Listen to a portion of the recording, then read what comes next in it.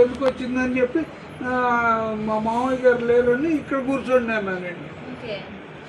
నాలుగేళ్ళ నుంచి వస్తున్నానని చెప్పి డామినేషన్కి వచ్చేస్తున్నారని సరే ఇక్కడే కూర్చోండి అన్నారు. కూర్చున్నాక 1,00,000 రూపాయలు కావాలన్నారండి. మంత్రాలు చదివారు. ఫస్ట్ మంత్రాలు తెచ్చినే వంటింట్లో నుంచి వచ్చా.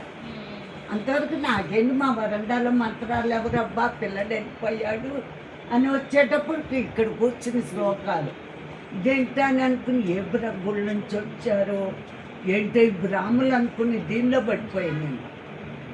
ఆ బాబుకి అత్యంతలేచి నాకు అత్యంతలేచి చేతిలో గులాబీ పువ్వు చామంతి పువ్వు ఇచ్చి బొడ్డు బొడ్డు పెట్టారు.